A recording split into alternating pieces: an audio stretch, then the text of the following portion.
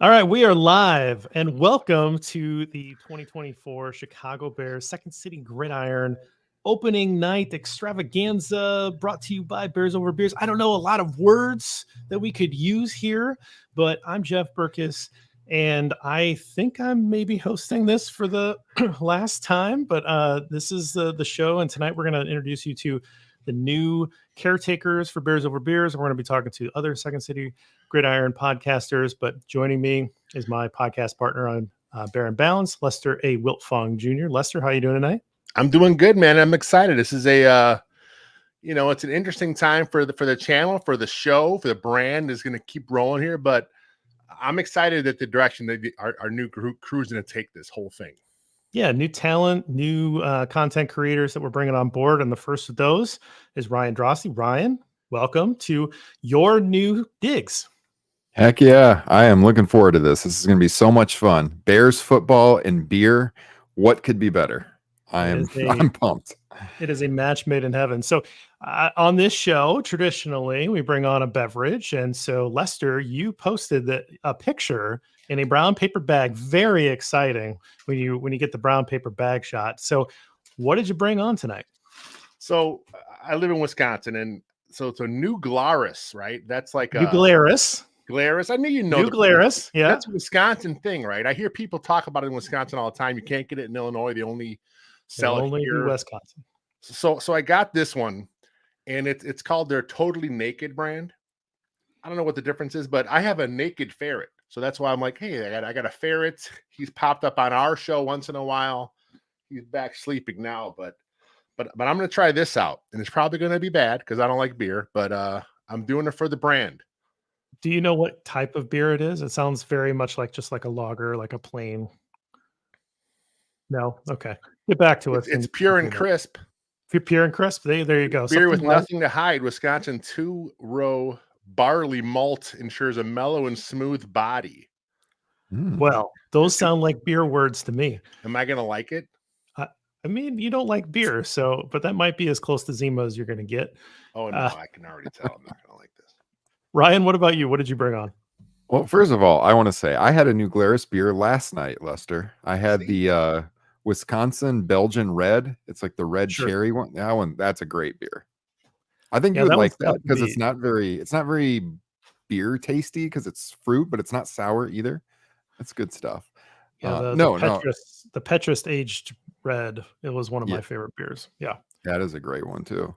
I have a Iowa brewery here that Jeff might be familiar with. So it's Single Speed Brewing out of Waterloo, and it's one of their hazy IPAs. It's called Worldwide Haze. I'll just throw that up there. It's available throughout Iowa, maybe a little bit in Illinois. I'm not sure, but pretty solid brewery from my hometown of Waterloo.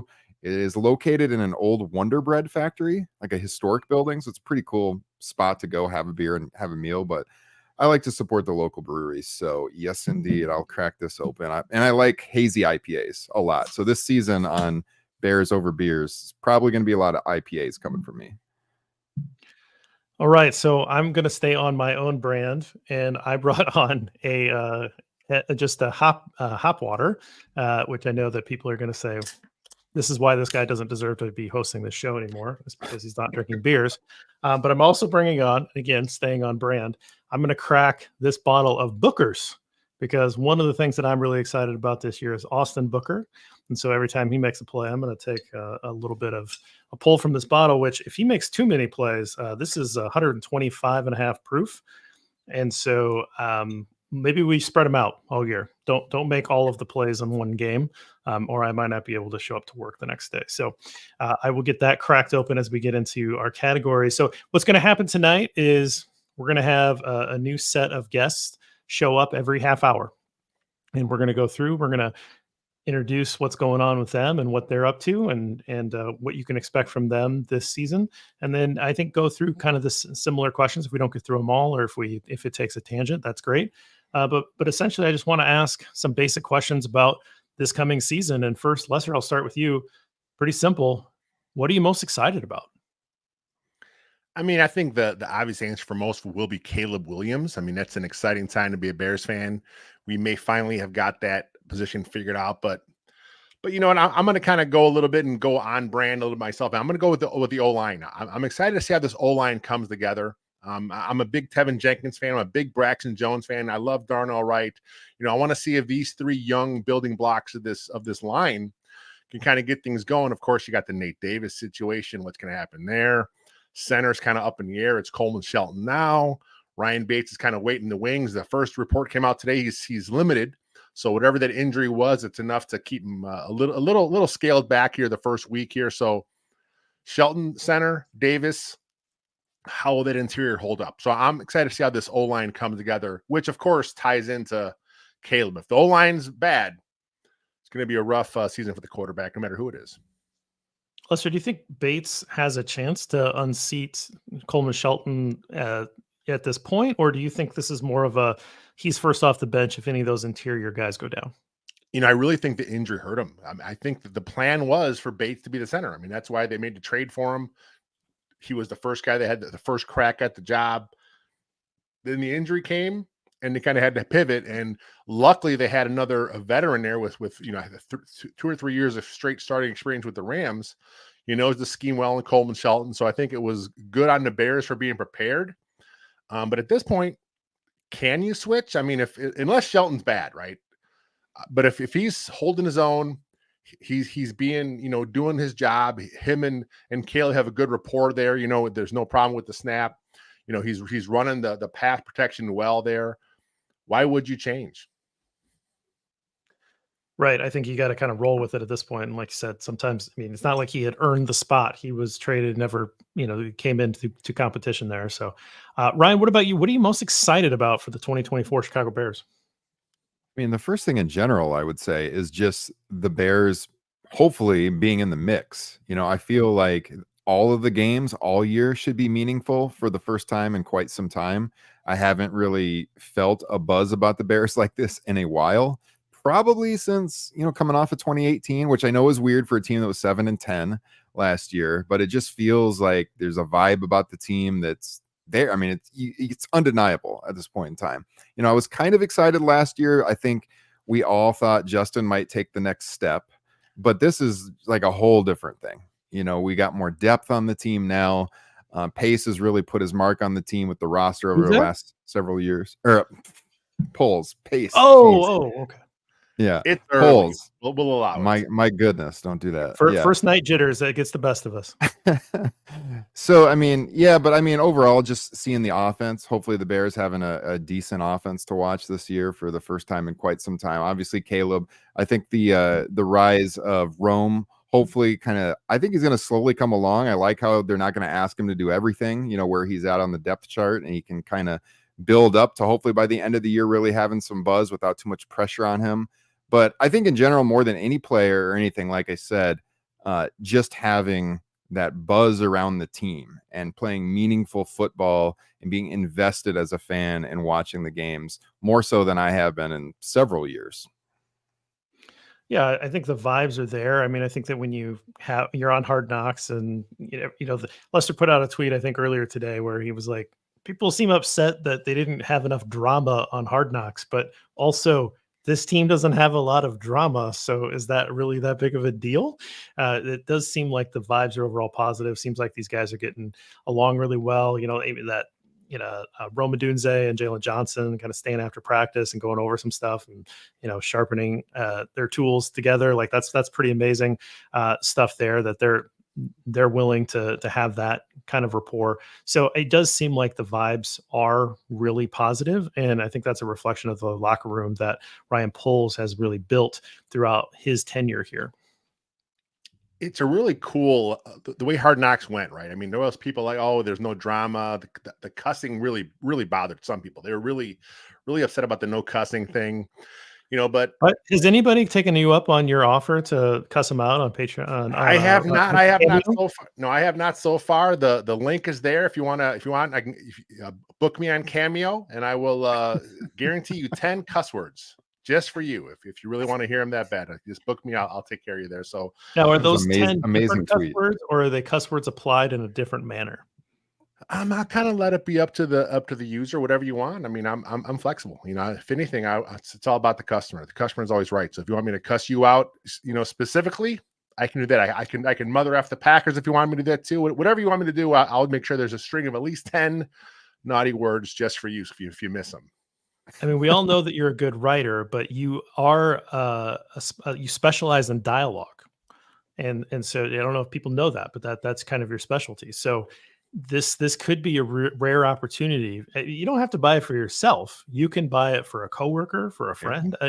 As long as they're in on the joke. Please don't have Lester you swear at your boss. That sounds like a bad idea. You may regret that. But just think about it. Lester's an enterprising young man. He's got a good idea here, and I think it's going to catch on. Always hustling, always. Ryan, let me start with you on this one. What flip side here? Like, what's keeping you up at night about this roster? Is there anything that's really worrying you that if this thing goes wrong, this could really just spill the entire season? I mean, I think the depth of the D line to start. I think that's my biggest worry. I mean, we all feel that the defense overall is going to be very good. I think we're all expecting top 10. But I mean, I'm a big fan of Austin Booker too. I talked about this when I was on doing the training camp report with you guys a couple of weeks ago. And I really hope that he's a bright spot, coming in as a rookie. Again, not forcing him to do too much. He can come in spurts. But I think, the depth of the D line is definitely my biggest worry, that they don't get enough pressure on the quarterback and that the defense regresses. I hope not, but that to me, that's the biggest thing. Coming into the offseason, I was really, really concerned on the offensive line. And I've kind of calmed myself down on that. I think the offensive line is going to be pretty decent. And, I was listening to our guy, Bill Zimmerman, earlier today, and he was talking about the offensive line on his show and how, the depth that we have on the second string is really pretty good. They could step in and not be like a great offensive line, but pretty good. So I feel a little bit better. I kind of already did. And then after listening to Bill, I was like, all right, I think that makes sense. So it's definitely the D line for me that I'm a little worried about. We need some of those interior guys to take a step up, I think. Yeah, I mean, I think that's probably going to be the most popular answer that we have here. And, they did make some moves right at the end of training camp. Was able to add a couple bodies to this defensive line. Not the splashy moves that anybody wanted, but certainly some guys that can eat up some snaps. And the development of Booker, I think, is what a lot of Bears fans are pretty excited about. And, you don't have anybody blocking him, right? You don't have an expensive guy like Kenny Ngakwe eating up a lot of snaps. Those are now available to split a little bit more equitably between the young guys. So, Lester, what about you? Are you thinking defensive line as well, or is there another Achilles heel that you're a little worried about that this goes wrong, this could really spoil the season? Yeah, I mean, it was the trenches overall. I mean, yeah, I'm excited for the O-line, how it comes together. I think there's a lot of potential there. But like Ryan was saying, there are some depth there. You go to the D line and you have some depth, but it's a lot of unproven depth. It's Booker, it's Daniel Hardy, it's the guy they just got from Seattle, Turner. He's a good football player as far as rushing a passer, but is he going to be able to hold it against the run? That's the big question mark with him coming over. DeMarcus Walker I like, but he probably going to kick inside a little more. Is Zach Pickens going to be okay? Is he going to take a step this year? There's some question marks on that D line. And I was at a show earlier this morning, and the one good thing about this D line though is opposite Montez Sweat is they have at least 3 guys here that can kind of come at you in waves, right? So if it's not all working with Booker, you come with Hardy and you come with Turner. You have these 3 guys coming at you, fresh bodies at all times, and then maybe at some point one guy gets hotter than the other, and then that's the guy you ride. But I think early on in the season, if they're all active, I think you may see Flus just throwing all these bodies at tackles and letting them go to work. Yeah, I think, you mentioned Darrell Taylor, and he's an interesting guy coming over from the Seahawks. Higher pick, it's second rounder, I think is what he came in the league as. And then you're like, oh yeah, the Seahawks. Like, I don't know if that means that he was actually thought of as a second round pick or if it was just random Seahawks being Seahawks, because they have one of the most random boards that you'll ever see. Like, you can't really tell pedigree from that. But kind of look at the depth that they were rolling out in Seattle on that defensive line is actually pretty good. And then they're changing scheme, right? Like, they've got McDonald coming in. So I always ask, like, why is a guy available, right? And sometimes a guy becomes available because of character concerns. I mean, like, we talked about this in the moment with Chase Claypool. We were certainly at least cognizant of, like, why is this guy available? We were excited about adding the talent because this was, at the point where you just needed actual professional bodies, and that didn't work. But this is a situation where I think he was just going to be cut. And so the Bears were able to get him. And he was maybe going to be cut because he didn't really fit what the Seahawks wanted to do. And so I think that he's a little bit on the smaller side. And so I think he's probably not going to be asked to play early downs and set the edge as much. He's probably going to be more of a pass rush specialist. And I think that's fine. You need guys to be able to get after that and using those pass rush sub packages. But is there anything else that's more global or anything like that? Do you guys have any, like, there's a rookie quarterback about to take his first snap in week 1, and neither one of you really brought that up. Do you feel pretty confident about Caleb Williams walking into Soldier Field in week 1? I do. I mean, I feel like they can lean heavily on the run, not ask him to do all that much. I mean, obviously he's got a lot of help around him. But I think they can bring him along slowly, and they don't have to, it's not a pressure situation where they're asking him to go out there, like usually with the number 1 pick, where they don't have much to work with and do everything. He doesn't have to do that. We know Caleb in the past likes to do a little hero ball or whatever, but I mean, he doesn't have to do that here. And so I think that the development of him should play out nicely, and develop some momentum as that early part of the schedule goes on, which, as it lines up, at least on paper, doesn't look, that hard compared to the later part of the schedule. The second half of the schedule is pretty difficult. But the front half, they've got several winnable games where I think they don't have to ask them to do too much and they can still get the W. So I'm not, it is weird when you're thinking about, you got a rookie quarterback and that's normally such a high pressure situation. But I just think, given what's around him, I think I'm pretty confident in him. And I mean, the guys, I just like the swagger too. He hasn't given me any reason to doubt him so far. Love it. Yeah, I think that's the key. Is he's not your average rookie, right? I mean, most rookies step in a situation, first overall pick, they're going to a really awful team. He's coming to a Bears. They're coming off 7 wins. They put a ton of assets and really revamped that entire offensive side of the ball. Brand new play caller. He knew he was going to be the pick, so he didn't necessarily have the playbook, in the spring, but he was working on the concepts. He knew what the Bears would do. He knew what Shane Waldron wanted to do. So he is not your average rookie as far as where he's at from a football IQ standpoint. So Ryan, like you said, they can bring him along slowly, lean on the run game a little bit, just let him kind of play that point guard role early.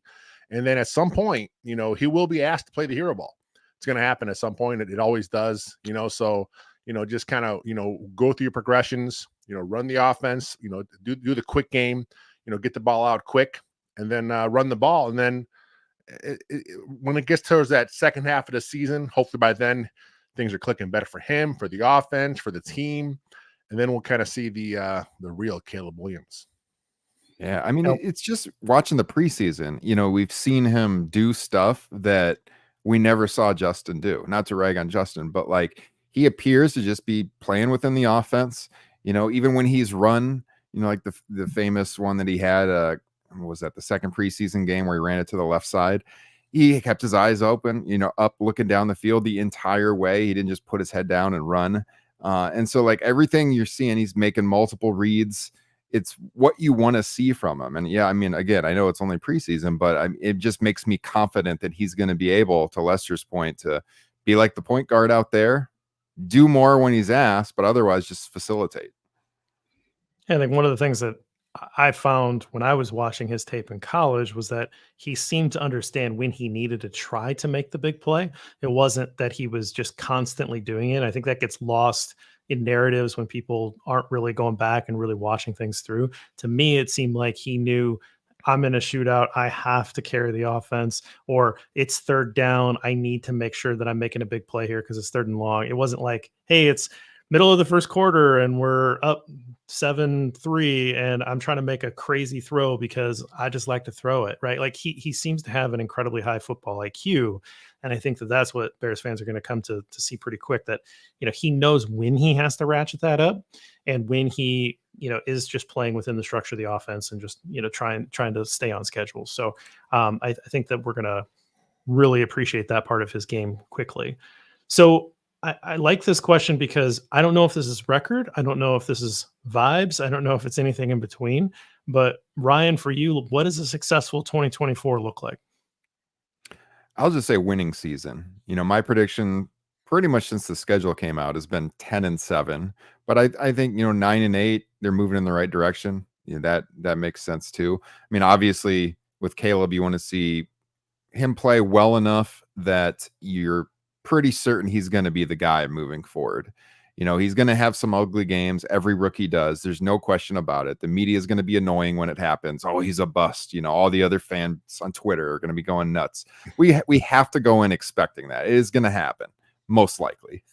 But as long as, the positives are far outweighing the negatives, we have a winning season and we feel confident then we're going in the right direction. I mean, I think that's a positive. I think we're all, we just did the predictions piece on the website, and most of us had them making the playoffs as a wild card. And I am fully expecting that. But, even if they don't get in, but they have a winning record, or I mean, like, let's say there's a bunch of teams in the NFC that win 10 games and they don't get in, I'll still feel pretty good about it. We're moving in the right direction. We've got all this talent we're stockpiling. We get another off season to add to the D line to solidify the O line even more.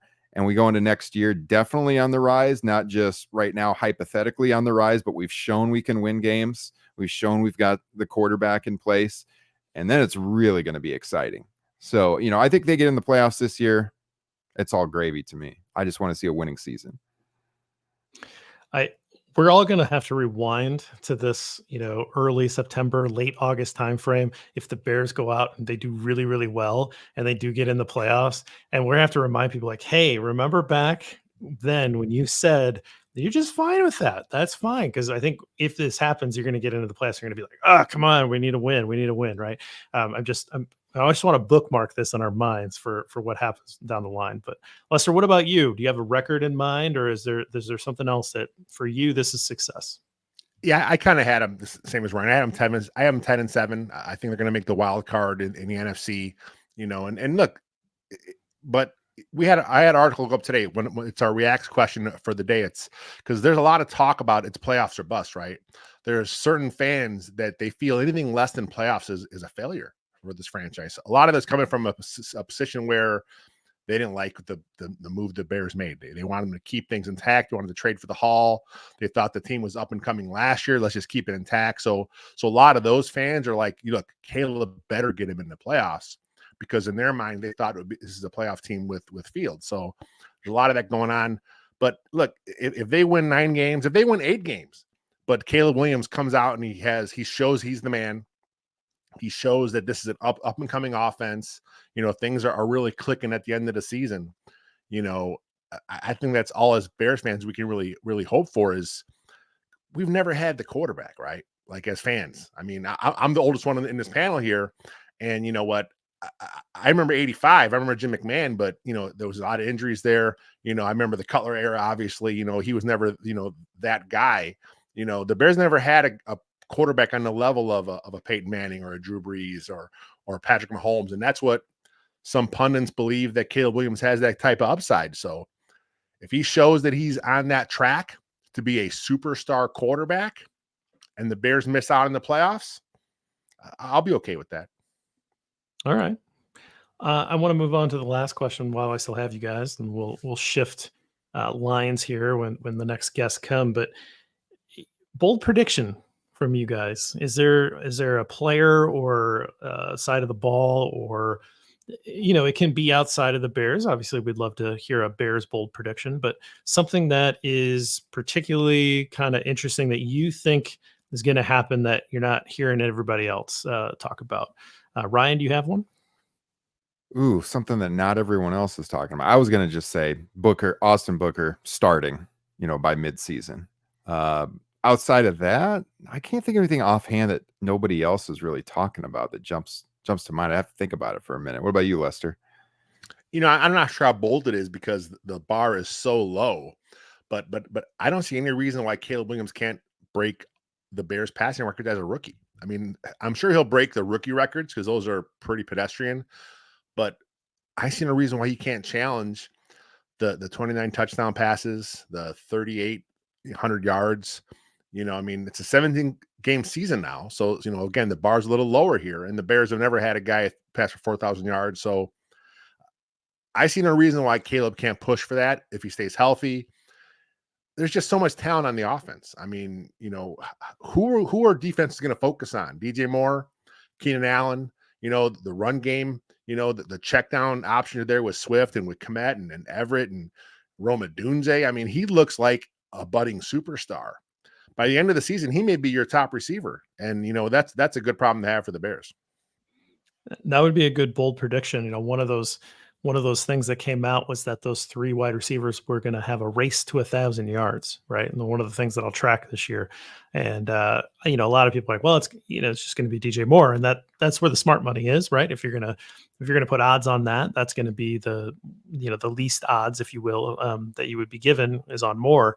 But I don't write off Rome Odunze. I mean, just because he's a rookie does not mean anything. Like these 3 rookies at the top of the draft, these wide receivers that got taken, they're all incredibly talented. They'd be number 1 in any draft in the last few years, or most drafts in the last few years. Jacob Infante has done a lot of work on that since he started scouting. And, for him, Rome was his number 2 ahead of Malik Neighbors, and would have been the number 1 receiver taken in, I think, 4 of the last 5 drafts or 5 of the last 6 drafts or something like that. So, I mean, he's a really talented player, and I think that he's got a clear path to touches, and he's got a really good chance to, do some really interesting things. Breaking rookie records for the quarterback is so embarrassingly low. Breaking rookie records for a wide receiver actually isn't that low. There's some decent records out there, so I'm tracking that as well. That will be a little bit more of a challenge, but we'll see, right? Like we'll see what happens. I want to just run into the comments section here real quick, and so for those of you that are listening to us on the podcast channel, if you ever want to join us on the YouTube while we're live streaming, please feel free to do that. We really enjoy the community that's there. And generally, a lot of our shows will have specific time after we stop recording the podcast where we answer questions. But I just want to ask Chris, who's in our comments quite a bit, she wants 20%, and I don't know what she's asking for. So I don't know if we announced that we've got some sort of t-shirt deal that we're doing, and she wants a cut. The cameo thing where she actually mentioned that. Yeah, she mentioned that in a tweet to me when I first made the comment that, why is everyone so mad? And she's like, I should offer to cuss people out. And I'm like, well, shoot, I got a cameo. I can do that. So I put that together. And Chris, if I do get booked, I will make sure I send 20% your way for the finder's fee for sure. I mean, how much is it to cameo with you? I'm really cheap. I'm one of that's my tagline. I'm cheaper than everyone else. So it's like I'm not sure what it is. It's like $6, $7 for that was like Jacob. Jacob stole my pick. I had the cheap thing first, so but that's okay though. Did he undercut you? Is that what's happening? Is he undercut you for cheapness? I got to double check his prices. He may have. That's the case. I'll have to match him, so at least we're even. She's gonna accept just an extra cuss word. Nice. So there you go. Chris has Kyler Gordon to the Pro Bowl, and I think that's an interesting one there too, because he's going to be in a position where he might have an opportunity for a contract extension here soon, coming up next year. So that's something to consider, where if he really makes a lot of plays, and he looks like he's bouncing all around the field, right?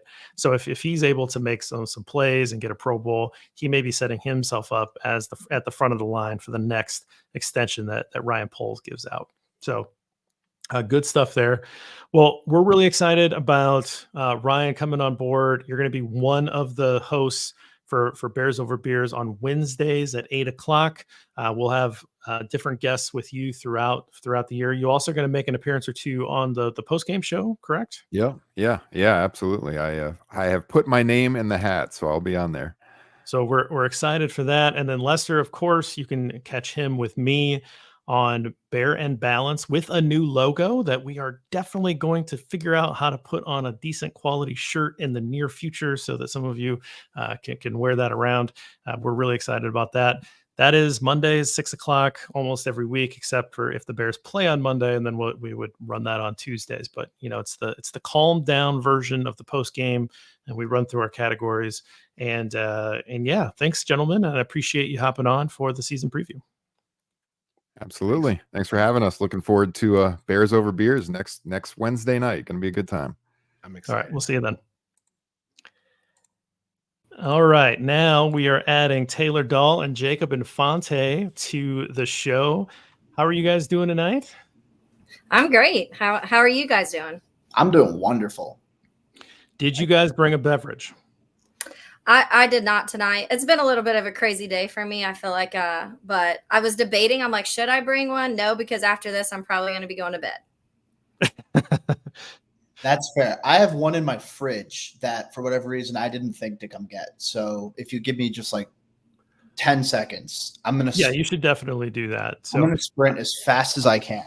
Yeah. Very fast. I've seen Jacob sprint. I don't know if those of you remember that he put out a blazing 40 time a couple of years ago. He showed just how he was essentially a first round draft pick and wide receiver and how fast he was. Now, the clock did seem to stop counting when he was at like yard 28, but it was an incredibly fast time for 40 yards. So it was very impressive. Yeah.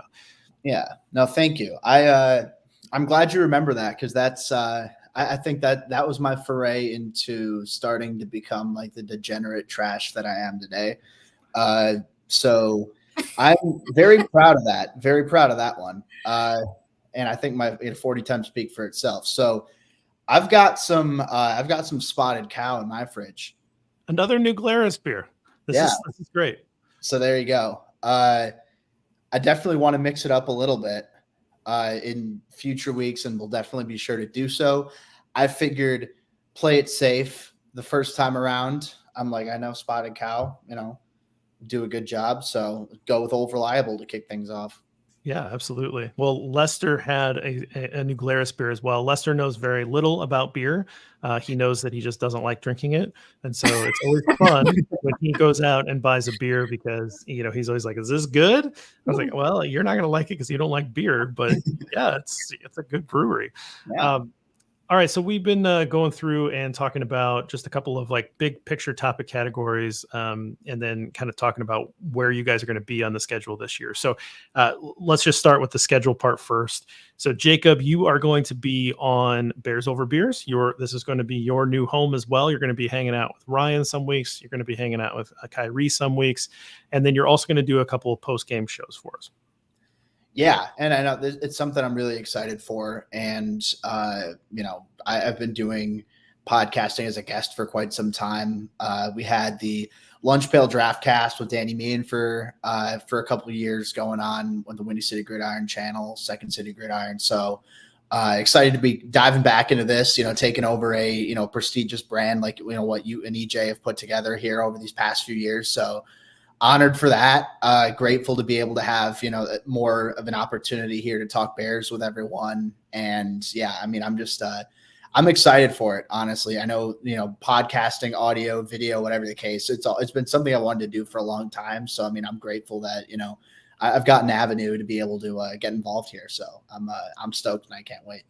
Well, we're really excited for you to join the team. And behind you, for those of you that are watching can see this, for those of you that are listening, Jacob has a clock directly behind him. And I'm reminded of the old Simpsons bit where they cut together pieces of his interview and the clock continually moves and they made him say things that he really didn't say. I feel like if you're going to position the clock in a certain way, we might have to cut some good stuff together for you to have a Simpsons like clip there. Yeah, I'll play along with it. Got to have some sort of bit going. I know that like in the past, I think it was with Bill Zimmerman. So when we did our post Caleb Williams podcast, we did that the day before the draft, right? Because, we know who it's going to be.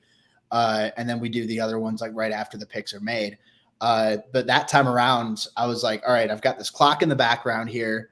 I need to make sure that it's like 7:00 or whenever the draft started, because I'm like, if this is going to say like 3 p.m. or something, then someone's clearly going to call me out on my BS. And I'm like, that's the last thing I want. So definitely going to play around with this. I'm going to make people think that we're recording at like 2 a.m. or something, but we'll play around with it. We'll figure something out. I like it. I think that was. Sorry, you really could have messed with people and had like a time, like a March 15th at 3 p.m. and you guys are already recording it. Yeah, I'd be like, oh yeah. I mean, I know. Yeah. We've been ready for this for a long time.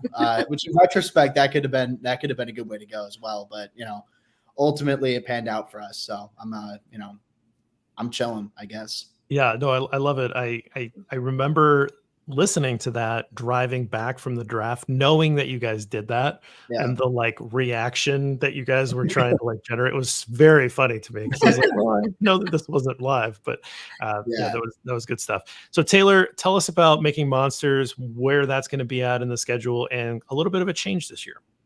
Yeah, we're switching it up a little bit. I am going to be still going to be Making Monsters, and I'll still have my Making Monsters episodes throughout the season. If you're new, Making Monsters is pretty much, I will pick like a monster of the week, someone who's been performing well. I'll go back, I'll find high school coaches, college coaches, dads, brothers, moms, all of sorts of people who kind of have been in their life throughout, beyond just their NFL career, beyond even college career. And I go into depth, talk to them, kind of their journey to getting to the NFL. I still am going to do those. They're just, but the last 2 years when I've been doing this, it's been a little forced, because it's like every week, find a monster, within 2 days, find their dad and make sure he can join you on Wednesday. And it's been a little forced. So I want to be able to like really let these breathe a little bit and get really good guests and take a little more time. So I'm going to do them. It's just not going to be every week where we're going to have that full on, here's your monster of the week. So I am going to be doing the preview show though. Those will be dropped on Friday mornings. So I will kind of like a behind the enemy lines type of thing. I'll be getting somebody that is this week. Obviously, the Titans actually just did my interview a little bit ago with Blaine Bishop. He's a former safety for the Titans, and he joined me for the first one. So it was actually really good. I'm really excited. I was like pumped after doing that one. So that will be kind of the mindset of, okay, here's the preview. I'll have my monster of the week, like a segment built into it. So we still can kind of keep track of players as they go throughout the season. And then as I get these guests and, as I get their coaches, whether it's college or high school, and when I talk to their dads and stuff like that, I'll release those as the season goes. So still kind of the same concept, just not, like I said, as forced. And then I'm super excited to be able to do the preview too, because a big part of kind of learning about the opposing team is talking to people who are in and around.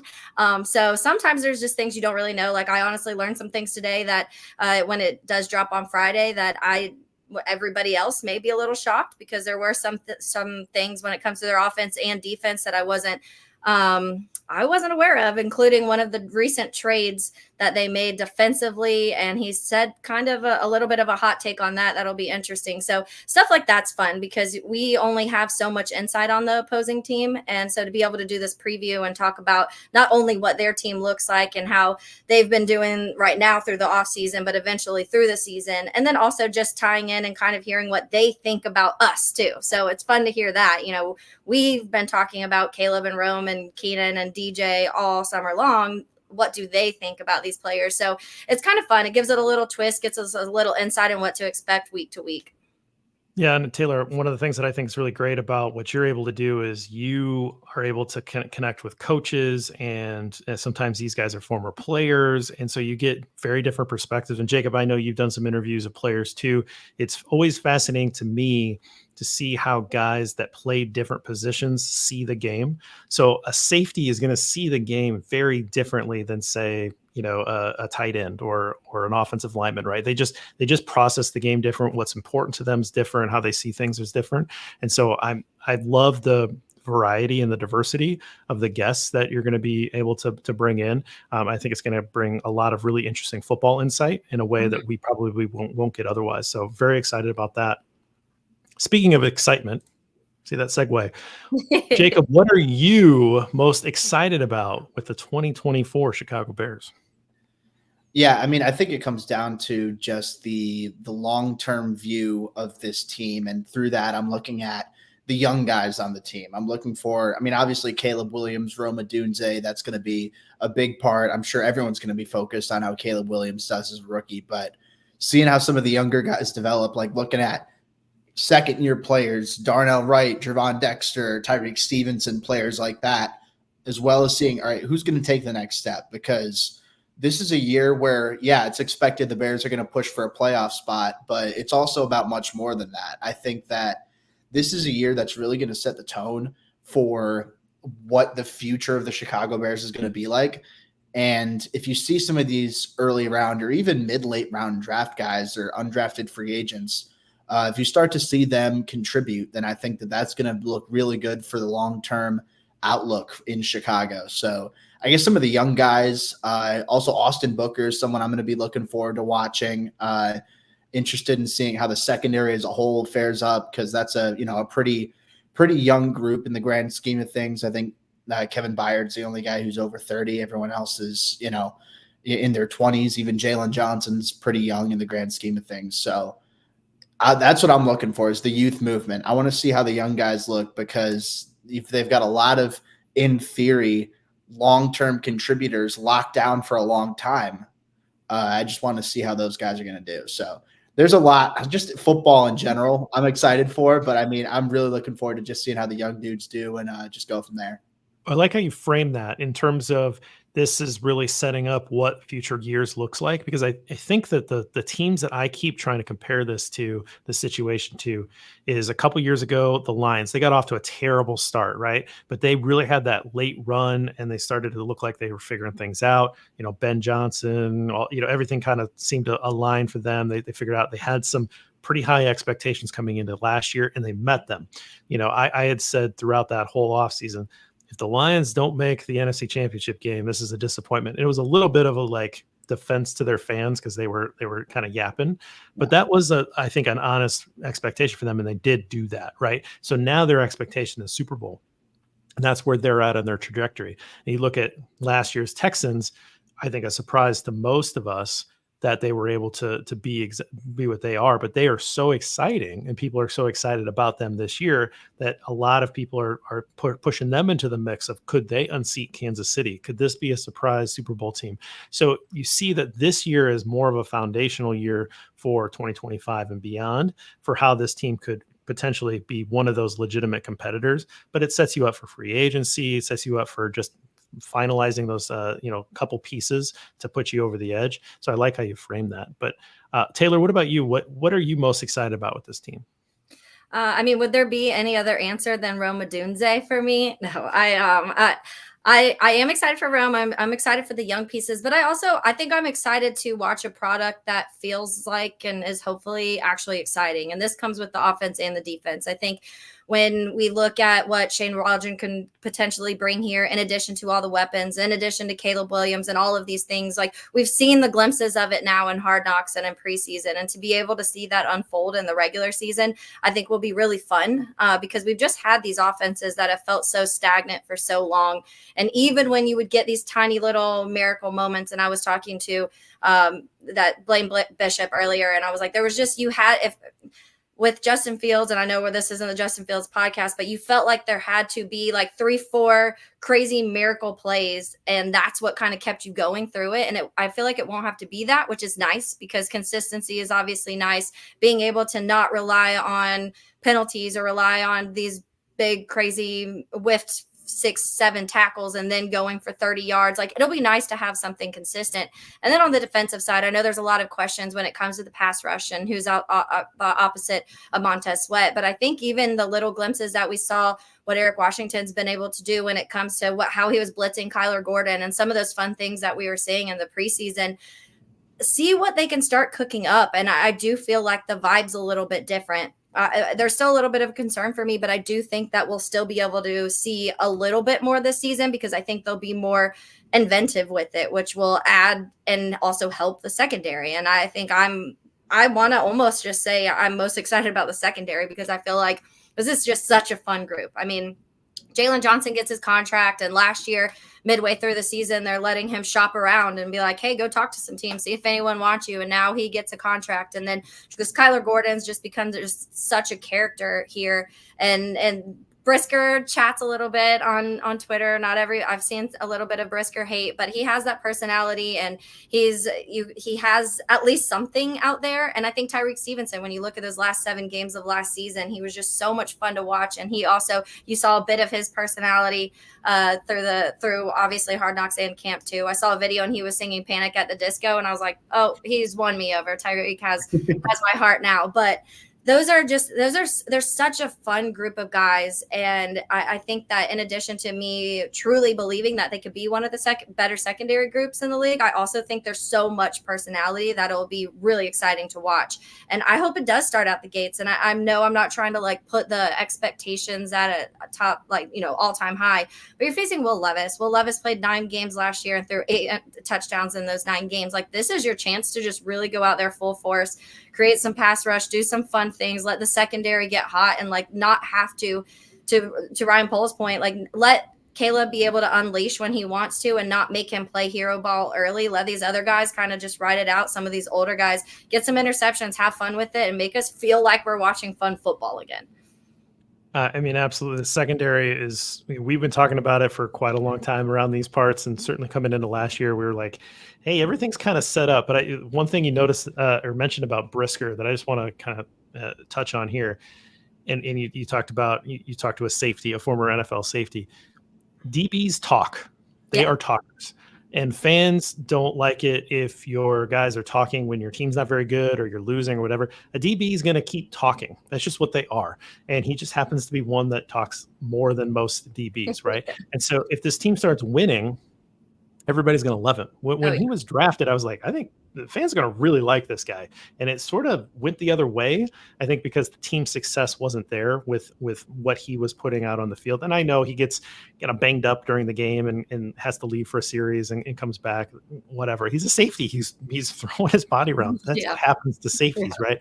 But I think the talking part that bothers people will not bother them when the Bears are winning football games. And so I think that we're going to start to see that align a little bit. Taylor, let's stick with you, and I want to flip it around to the other side. You kind of covered this a little bit, but what's the opposite? What's keeping you up at night about this team? Is there something that you think could go wrong that might spoil this season? Yeah, I mean, I think the easy answer for me would be the pass rush, just because I feel like let me just say defensive line in general. The pass rush, obviously, outside of Montez Sweat, you want to see. I think there's a lot of this season's success relying on Javon Dexter too, which, look, I love Dexter. I think that what we saw from him last season, especially in that second half when Sweat was added, you started seeing the force that Javon Dexter could be, but it is highly reliant on him being successful. And then in depth pieces too, it's pretty much like Javon and Billings, and then let's hope that some of these Zach Pickens and some of these other guys can make it happen. So to me, the defensive line in general is concerning, but I know it's easy also to go the other way. Maybe one of you guys will go the other line. So I just feel like, to me, when you look at the Bears and what they have been forever, you look at the secondary right now, they're a lot of fun. You look at Tremaine Edmonds and TJ Edwards and Jack Sanborn, they're a lot of fun. You're solid. You feel comfortable. But there's just that little bit of you're a little worried about the upfront when it comes to the interior, when it comes to the pass rush, when it comes to the pass rush on the outsides and creating it in the interior. And to me, a lot of it boils down to the trenches. And if you're not winning in the trenches, it can be very long days for you, especially against some of these opponents that the Bears are going to be facing this year. So to me, that's just kind of the thing that sticks out the most. And I hope that with Eric Washington, like I said, some of the things that he's able to kind of scheme up and fix around, and the blitzes he'll add, and maybe DeMarcus Walker with across Sweat, we see a little bit different. And the rotation, when you move him in, we'll get some stuff from in the inside. But that to me is just something that is a bit concerning for me. Like, how much are guys going to be able to take advantage of the front, and how much is that going to put on the secondary that we think can be good? But if they have to cover the entire field, it obviously changes things. Well, Jacob, let me ask you a specific question, then you can answer this how you want it. But sticking with the defensive line, we talked about this with Lester on the first segment, but Darrell Taylor comes over in a trade, guy that has a lot of juice, but maybe not a lot of moves. I think that's kind of what I've seen from him. What's your thoughts on Darrell Taylor? what's he look like in this rotation, maybe with Austin Booker as he's coming along in his rookie campaign? And how do you see that? So with Darrell Taylor, I want to go first and foremost back to my evaluation of him at Tennessee after Seattle drafted him in the second round in 2020. I think that a lot of the strengths and weaknesses are pretty similar with him then compared to what you're seeing now. I mean, obviously it's different because it's an increased level of NFL speed, strength, physicality, what have you. So to be able to still be good at those same things shows that he did improve. So I'll just preface it with that. But with Taylor, I think you're looking at someone who's, quick off the line of scrimmage. He's more of a pass rusher than a run defender. I think, his sack numbers as well as the way he graded out in PFF in terms of pass rush compared to run defense are going to support that. He's not necessarily the most stout setting the edge, but at the same time, he's, he brings the juice. Like you said, he's, the acceleration, his ability to win with speed rushes to the outside, his flexibility to turn the corner, I think is really good as well. And that's something that'll benefit him on passing downs. Because realistically, if he's rushing off the edge, Montez Sweat's on the other edge, you're focusing more on Montez Sweat. So you're going to have more one-on-one opportunities for him just to be able to showcase that speed, that quickness off the ball, that low center of gravity that he showed at Tennessee as well as in Seattle. So I just want to see, I'm a little curious as to how they're going to factor him into the run game, assuming that DeMarcus Walker is going to be in clear rundowns, assuming that DeMarcus Walker is going to be the starting defensive end on, in base 4-3 packages and, expected run situations. But every once in a while, I expect to see Darrell Taylor rotate into the mix, especially with what he brings as a pass rusher. So, I mean, the production he had in Seattle, I think is, certainly something not to scoff at, especially with some of the lack of production the Bears have had outside of Montez Sweat last year, especially. So I think that he's someone you're looking at against another rotational guy. I don't think he's going to be a long-term answer off the edge by any means. I think Austin Booker is more likely to be that, if anything. I'm still thinking they're going to go edge rusher early in the 2025 draft and then do some sort of Montez Sweat, Austin Booker, and, someone else like a first or second round pick in the rotation. I'm getting ahead of myself. I just wanted to make 2025. Yeah, I did not need this to go to the draft. I'm chomping at the bit, but no, I think Taylor's certainly going to play a good rotational role. Okay. Darrell Taylor, not you, Taylor. I know. I was like, don't ask me to do that. No, that's a tough job. That's a tough gig. But no, I do think Darrell Taylor is going to be. He'll certainly play a role in the defense. I mean, you're not trading for him if you don't think he's going to factor in. So, I think rotational is probably the way to go with him. Taylor, if you do have to play at least one play in an NFL game, just say that you'll be the personal protector on a punt. Okay. That's you can get away with that because you can just kind of run away and hope that Taylor pins him deep. Nobody will even notice. Yeah. Jacob, did you have a bigger answer that you wanted to? I kind of forced you into the defensive line, but is there something else that maybe is an answer for you? Yeah, I mean, I'd say the interior offensive line, switching over to the other side of the trenches, I think is something that I'm going to monitor. That I guess some concerns about. I've been a big Tevin Jenkins fan since day one, since his time at Oklahoma State, even, and watching him develop into a guard in general. But not only that, but a very good starting guard has been impressive to watch. I think seeing his mentality, his play strength, his tenacity, and some of the quickness he has, it's really suited him well on the inside and kind of masked some of the length concerns that you had with him coming out. But he's struggled with injuries in his NFL career. And I'm saying this as a fan of Tevin Jenkins, as someone who wants to see the Bears extend him. You're expecting him to miss a couple games each year just because that's par for the course with what he showed his first 3 years in the league. And looking at center and right guard, I figure it should be better than it was last year. That's not a very high bar, but I mean, it's something. Looking at Coleman Shelton, he was an average starter with the Rams last year. And I think anyone who watched the Bears last year can say, all right, an average starter at center is a really big upgrade. And I'd agree with that. And even though the Rams system is somewhat similar to what Shane Waldron's going to run in Chicago, it's still a new team. It's still a new system. It's still different surroundings. There might be a little bit of a learning curve there. Ryan Bates, you don't necessarily know what you're going to have. You're expecting more of a depth guy, someone who can maybe push for a starting spot. But then you go over to Nate Davis at right guard, and he's someone he'd been a solid starter at Tennessee for a couple of years, but last year just didn't go the way that I'm sure he wanted. It didn't go the way the Bears wanted. For multiple reasons. And now going into the season, he had some availability issues in training camp in the preseason. You still don't really know what you're getting with him. So I guess the interior, I have a little bit of questions with. I feel certainly better about it than I did this time last year. But, I feel like there's still quite a bit that needs to be proven. Like, how is Coleman Shelton going to fare on a new team? How is Nate Davis going to bounce back from a bad year? Is Tevin Jenkins going to be able to stay healthy? I mean, I feel like those questions alone, there's a little bit of worry there. I'm not going to say, oh, it's the end of the world, it's doomsday. That the Bears have some questions along their interior. I think that could be a decent unit, but I certainly think that there's quite a bit of risk attached to it as well. Yeah, and I keep Coleman Shelton, every time his name gets spoken, I think, is that his real name? Like, it just sounds like a created name to me. And so I have to remind myself, hey, two last names put together.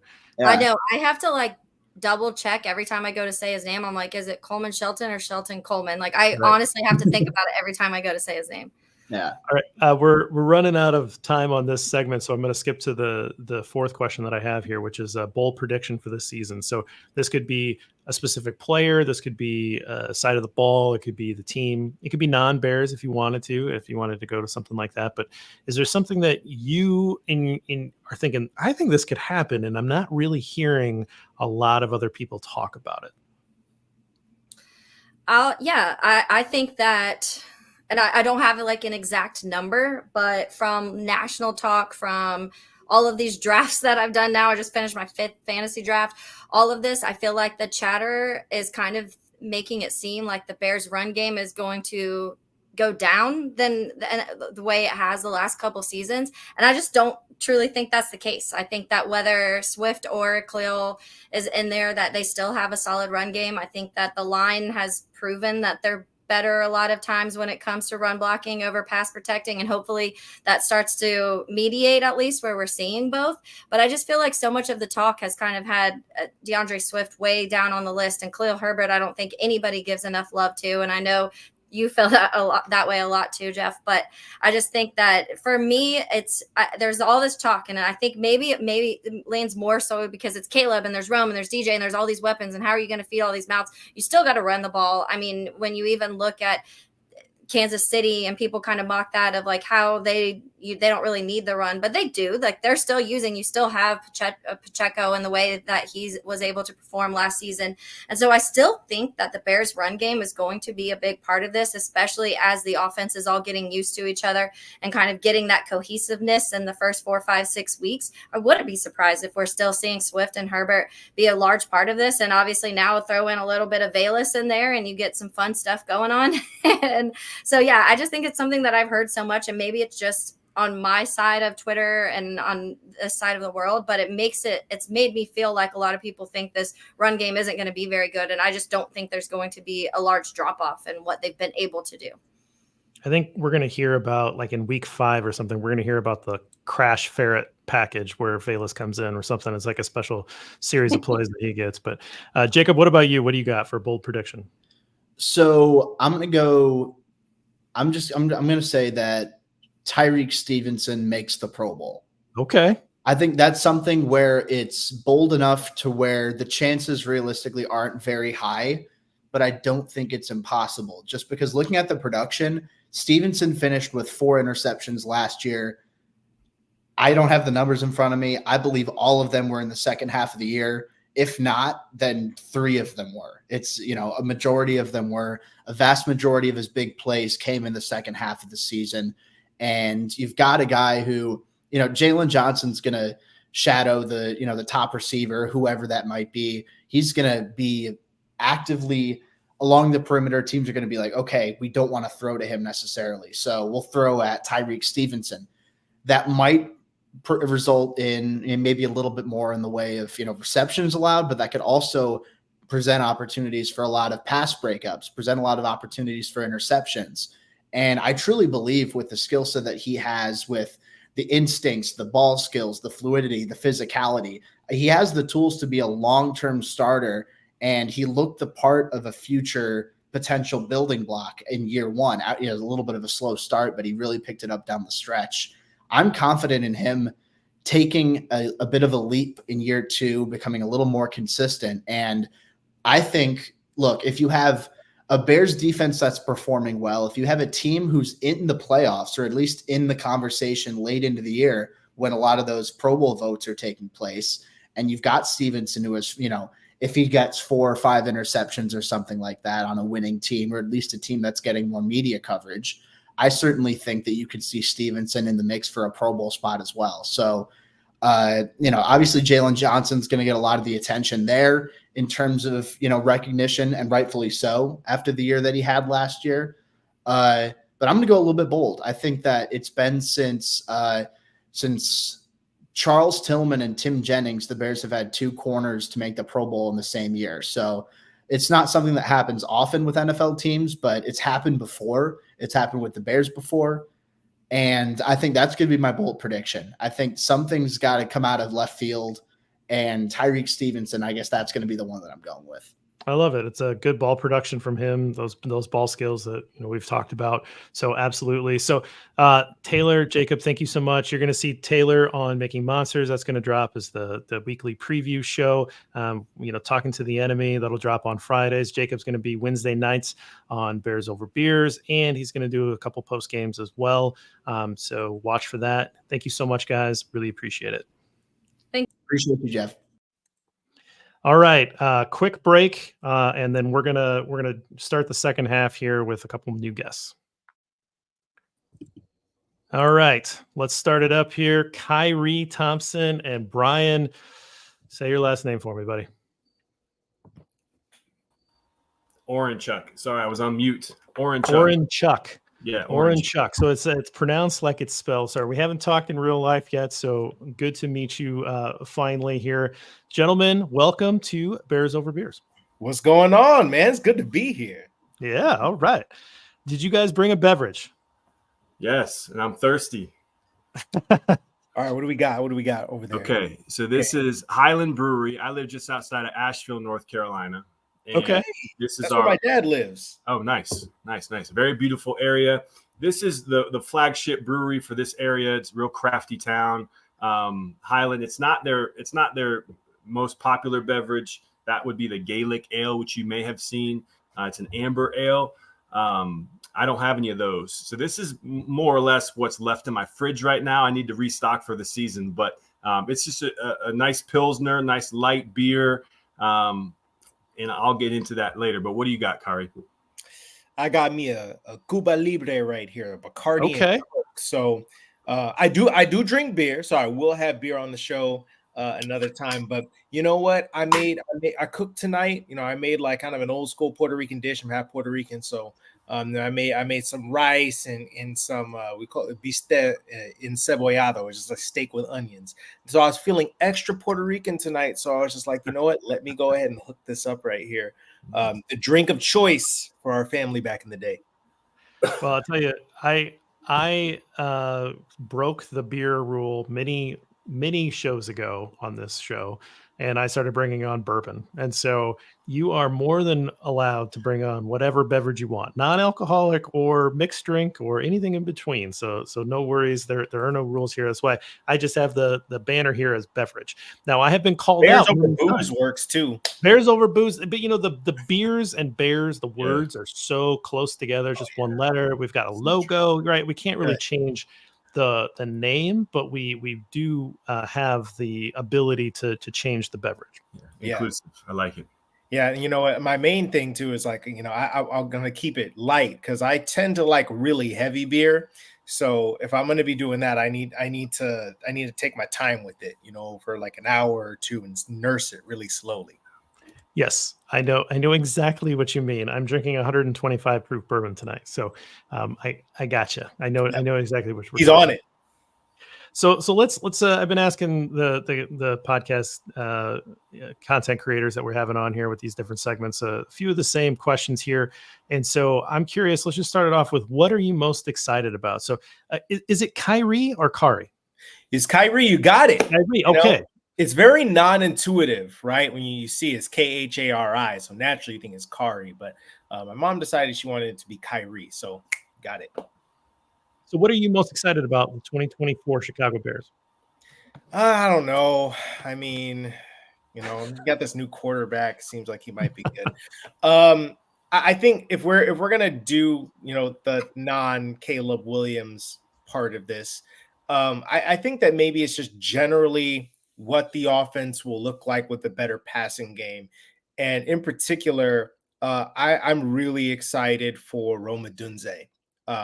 Because I think the Bears haven't had this kind of receiver in a while in terms of just like the size, speed, smoothness combination. I mean, you could see it a little bit in that clip where he's going up against Jalen Johnson. He's a big guy, but he doesn't move like it. You know what I mean? He's quick. He's got a good first step, and he's smart. He knows how to set you up. He's just an all around football player. And I think that going forward, he could eventually become the best receiver on the team. You give it, 2-3 years, and that's saying that while loving DJ Moore, and I love watching that guy play. But I think watching the skill position guys, seeing what they do, I think they're going to get a chance to shine this year.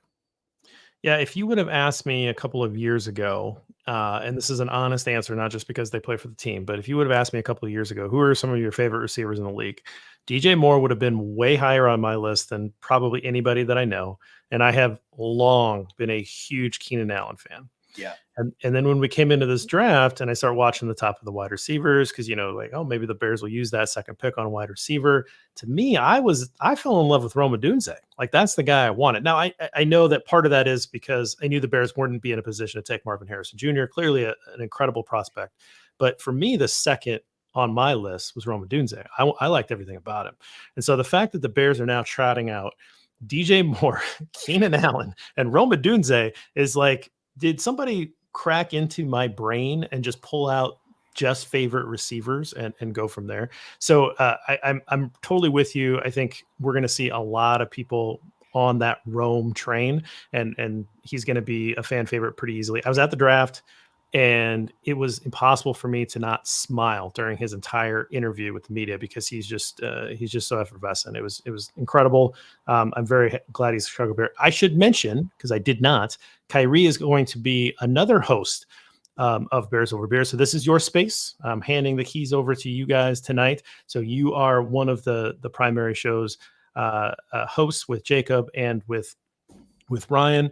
And then Bryan, you are going to be kind of a featured guest on this podcast and on the post-game show. And so Bryan, same question to you. What are you most excited about with these Chicago Bears? Yeah, so it's hard not to be excited about, obviously, our shiny new toy at quarterback and receiver and all the additions there. I think for me to kind of pull that all together, though, is a competent offense, like a well-functioning offense that has good designs where the players are schemed open and run plays when it's not predictable and just an offense that moves the chains and keeps the defense off balance. I think when you have those sort of weapons like we added with a quarterback who likes to spread it around and can do so efficiently, I'm really excited to see all that work. And so overall, just the offense that teams are a little bit scared of, not just a one-dimensional quarterback or a stud player here or there, but a whole offense, a scheme that that defenses have a hard time getting a handle on. That would be what I'm most excited about, because it's been a minute since we Bears fans have had an offense like that. And I would say that's probably my most excited option for this year. When would that minute have been? Would that minute have been before we were born? No. Cutler and Alshon and B Marsh and Marty B and Forte. I mean, that was formidable offense for sure. That was just the locker room and chaos that was melting down. Yeah. So I think like the magic moment there is like the 2013 offense. I think the 2014 offense was also really good, but I think that 2013 offense, when everybody was healthy, right? Because that was when, Jay Cutler missed all that time, and then Josh McCown comes in and does what Josh McCown does for however many weeks, and we had this huge quarterback controversy. But I think that's the thing. Like, that was probably the last time there was just an overall this is a solid representative NFL offense. I mean, I think even under Matt Nagy, right, in 2018, you still didn't really have that. It was still start and stop. And I think you can't tell so much from, it's not like Hard Knocks is going to give us everything, but I think the little bits that you could kind of see, the coaching that Caleb Williams is getting, I was impressed with the little snippets that I could see from it, and the little snippets of just how I think how comfortable he looks even this early on, and how he's able to play. But I think the big thing is going to be, I'm sure we'll get into this, right, is Caleb Williams still has to see what it looks like against a real NFL defense. And in particular, like a regular season NFL defense is going to throw stuff at him that he hasn't seen before. Obviously, they do a lot in practice, I'm sure.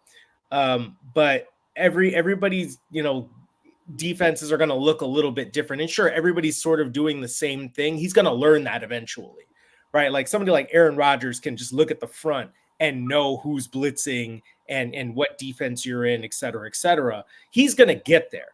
I'm very excited to see how he learns through and how he adjusts through that process. And honestly, how he covers up some of his own mistakes by just being awesome, because he's going to do that. Right. I think that's a good point. The number of times that you see something in practice and then the coach can come over and say, like, okay, here's what this was and here's what did. You get in a game and you got to get there for the next play. And then, you make a mistake. Okay, figure it out. You got to go back out there when the ball gets back to you, and now you got to start over. You got to keep going. You got another drive, and you got to stack those plays together. So I think that's going to be really interesting to see how fast he adjusts to that. And I mean, he's been playing football games his whole life. That part I'm not worried about, but yeah, again, that it doesn't stop. It doesn't let up. You don't get to go play, a cupcake non-divisional opponent one week.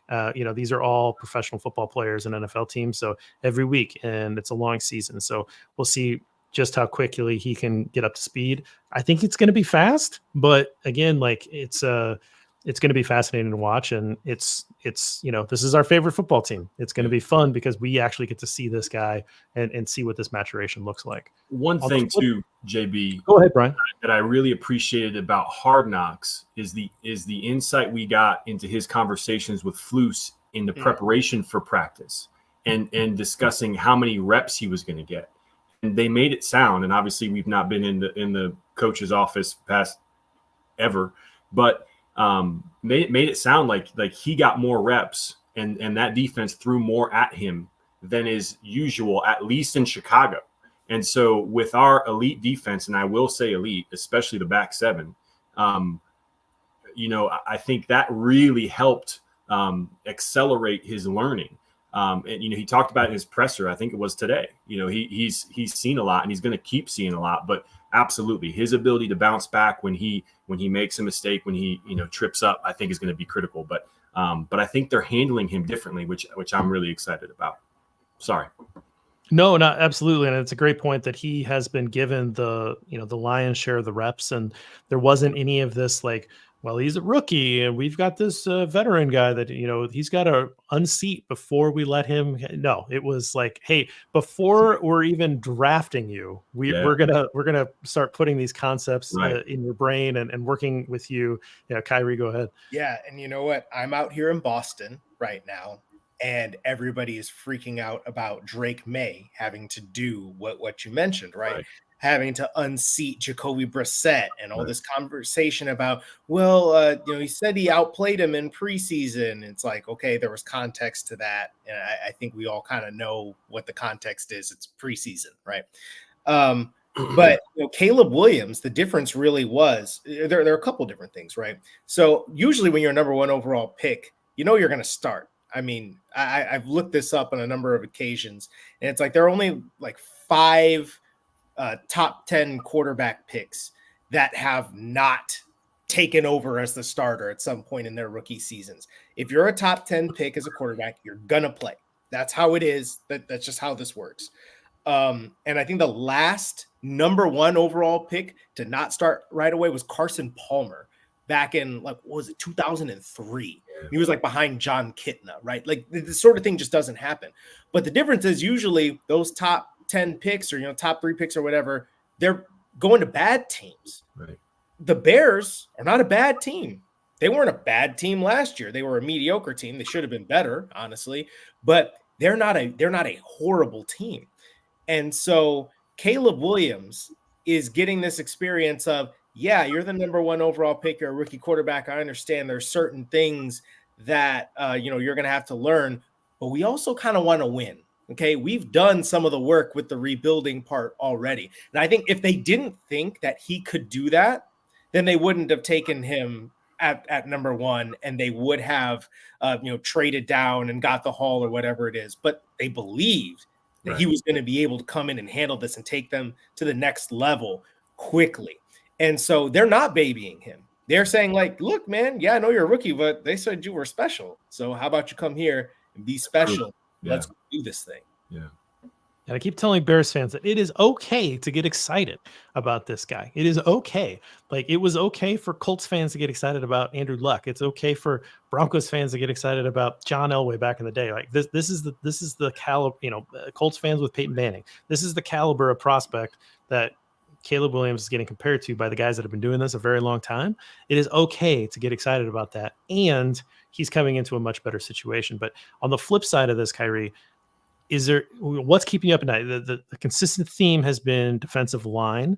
We can certainly go there. Are you going to add your voice to that, or is there something else you might be interested in? I mean, I'll make a quick note on that. Yeah, I am a bit worried about the defensive front. I do think that largely with Montez Sweat being there, and then if Austin Booker can progress, obviously there's not a lot of depth, so you don't want Montez Sweat to get hurt or you're in some trouble. But I feel like we knew that already. We already knew that. I am a bit concerned about the health and depth of the offensive line, because I think in theory, it's a decent offensive line, but Nate Davis has missed a bunch of time during his tenure here. And, Tevin Jenkins gets hurt relatively often. You don't necessarily have centers that you feel like, oh yeah, this guy is a stud. It's more of a stopgap sort of situation. And then your tackles are, I think, Darnell Wright. I think Darnell Wright's going to be good. So I'm not quite as worried about him. I think Braxton Jones is also solid, but nobody on the offensive line is necessarily elite. I think Tevin Jenkins is really good. He's probably the best one on there. But I don't think it's a great offensive line. I think it's probably a decent one. And they're probably better at run blocking, probably on the whole, than they are at pass protection. Now, I think that somebody like Caleb Williams, who I think is much more adept at avoiding sacks than Justin Fields was, or at least I hope that he will be, can maybe alleviate some of those concerns. Also, if you just get the ball out of your hands a little bit quicker, though that's not always Caleb Williams' forte. I think that the trenches are going to be a big deal here, because the skill positions on both sides of the ball, I mean, they're stacked. Right. So can you win up front? Yeah.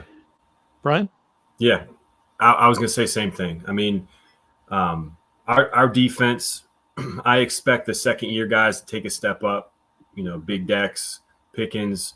I'm not going to say that they're going to be elite, but I feel like they have nowhere to go but up from their rookie year. And what I've seen in the offseason of Dexter, he seems primed to have somewhat of a minor breakout. I actually really like Darrell Taylor. And I think Austin Booker he's been a pleasant surprise.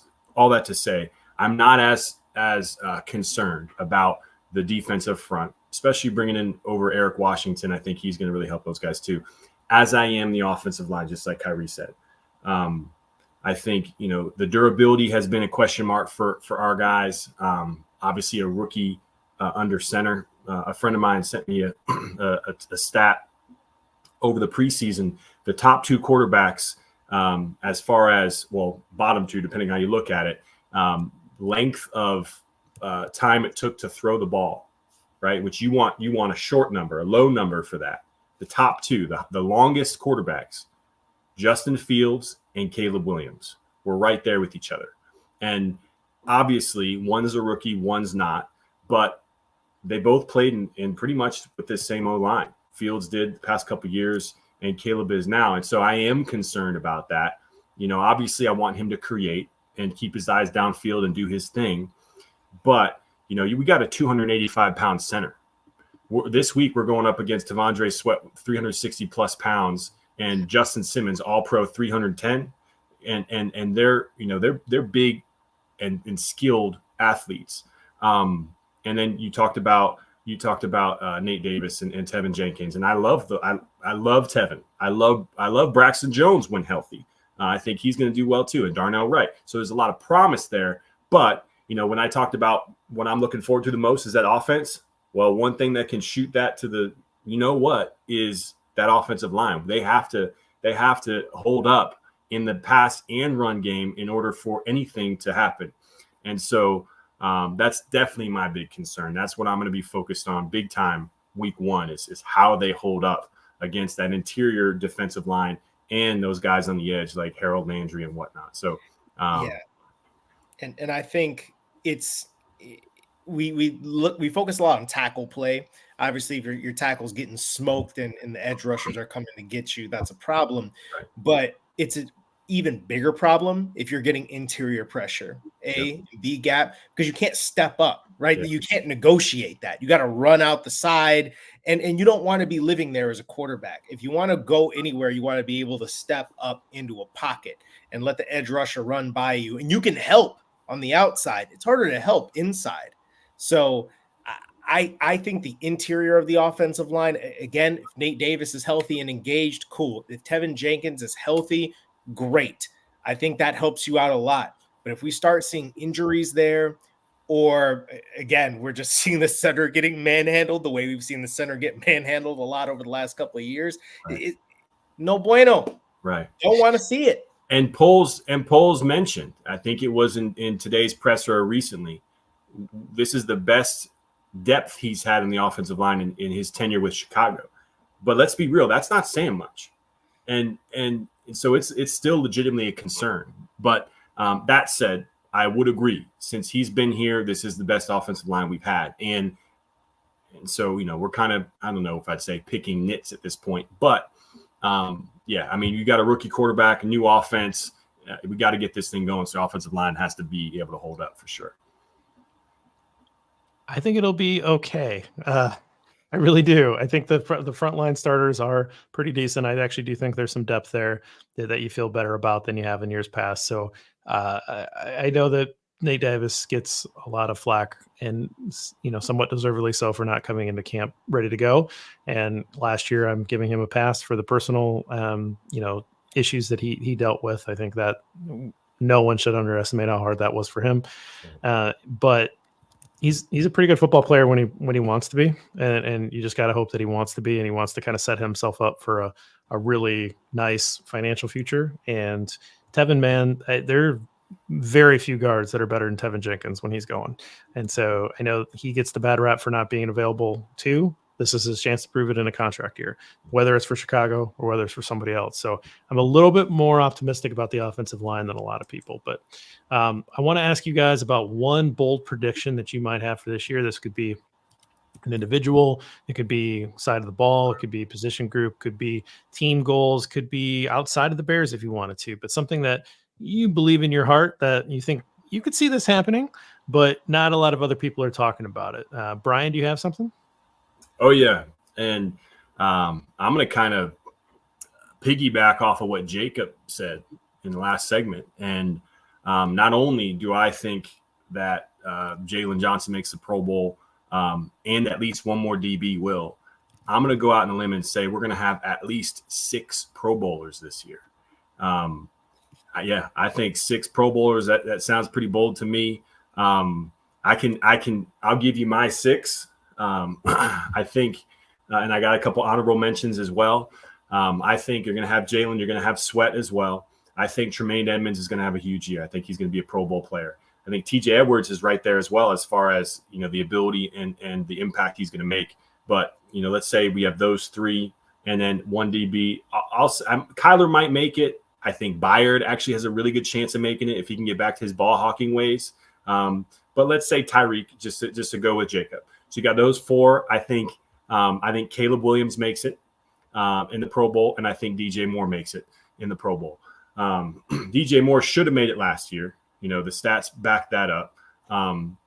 But the reality is that, I think the percentage is crazy. It's 90-some% over the years regarding Pro Bowl players from losing teams. That just doesn't happen, right? You have to have a winning team that makes a difference in the league, that wins games in order to get the recognition to make the Pro Bowl. Right? When we had our few good years over the last couple of decades, we had more Pro Bowlers, for that reason. But just this last year on both offensive and defense in the NFC alone, there were 7 total Pro Bowlers that were not from winning teams. But even those guys, I would argue, maybe didn't deserve to get there. They got there off name recognition, like a Buda Baker, Jesse Bates, who DJ Moore torched time and time again when they came to Chicago. Daniil Hunter, who I think is going to have a great year this year in Houston, and he did deserve it. Dexter Lawrence on the Giants, he made it. Chris Lindstrom. Dexter Lawrence is pretty good. Yeah, Dexter Lawrence, he deserved it. Yeah. He deserved it. Chris Lindstrom also deserved it. I love his play in Atlanta. And then you have Jalen and you have Montez as well. But I say 6 Pro Bowlers minimum, maybe more. That's bold. I love it. Khari, what do you got? I think my boldest prediction that I can define at the moment is that Cole Kmet will be top 3 among tight ends and touchdowns this year. He's been steadily ascending, and I think we're going to see what he can really do this season. I think another one, if we're going to play around with offense a little bit, Rome Odunze is going to lead rookie receivers in reception yards. Okay. So we're going to do that. And defensively, I was playing around with this one a little bit. And again, this one is kind of out there. I think Kyler Gordon is going to lead the team in interceptions. Yes. Because it's interesting because obviously he plays slot, but I think, teams try to, spread the ball around a little bit, but he's just such a multi-dimensional player. And we're seeing the swagger amp up with this dude. All he's got to do is stay on the field, but he's something else. I think when he's healthy, he's tough. He sticks his nose in there. It seems like he's always around the football. And I feel like teams are going to be a lot less interested in targeting the likes of Jalen Johnson this year. I think they saw that don't work last year. It was not working. So you're going to see a little bit more targeting of, Tyreek Stevenson and such. But Kyler Gordon, I think, is going to get his hands on a bunch of footballs this year. Well, I think for me, Kyler Gordon's going to fill the stat sheet. Like, I think at the end of the season, you're going to look back and he's going to have interceptions. He's going to have pass breakups, of course. He's going to have tackles for loss. He's going to have forced fumbles. He's going to have sacks.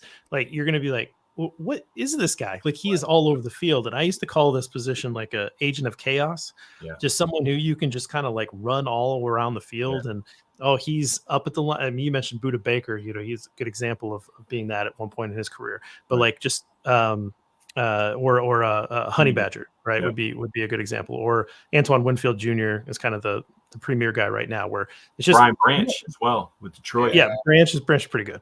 You don't know where these guys are going to be. They can make plays in the back, deep. They can make plays in the backfield. Like, they're just kind of all over the place. And it seems to me like Gordon is really that guy. So I love that. I love those picks. I love talking about Gordon. What do you think about Odunze? You said yardage, which I think is very bold to predict him above Marvin Harrison Jr., because I think he's going to be the clear-cut number one from day one.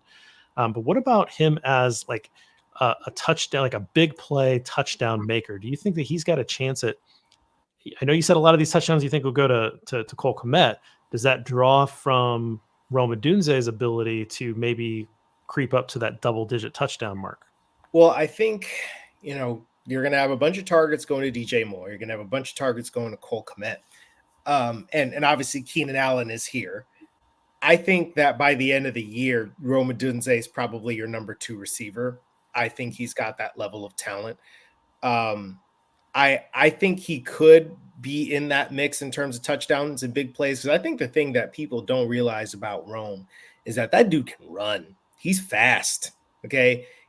I think, people look at the way he looks on tape, and he looks smooth and effortless with it, but he's got track speed. And when he gets out in the open, I just don't think you're catching him, right? He's got the strides and the long speed to run away from you. The reason I go with the receiving yards, I don't know. I feel like this offense is probably going to be functional and smooth to the point that's going to allow that to happen. I think Marvin Harrison Jr. is going to get a lot of targets, and he's going to get a lot of action. I guess I'm just not sure about the Cardinals as a team. I just don't know. And so maybe there'll be a lot of volume there, and he'll win off of volume. But I guess I'm just looking at it like, him and Malik Neighbors will be like the number ones, so to speak. I just feel like the Bears offense is going to be better. And with that, maybe the high tide lifts all boats, and Rome Odunze ends up leading the spot. I mean, I asked for a bold prediction, so I love it. I love it. All right, we're gonna let you guys go. So again, Khari is going to be taking over as one of the hosts of Bears Over Beers. That's going to be Wednesdays at 8:00 Central Time. Really appreciate you. And then Brian's going to be a featured guest on that show, and also going to be coming on to do it a couple post games. Gentlemen, thank you so much for your time. Really appreciate it. See y'all. All right, and our final guest, batting cleanup, closing it out. What kind of baseball analogy do we want to use here? It's I think I'm batting ninth in an American League lineup. I'm the guy hitting 210. No, it's the fourth segment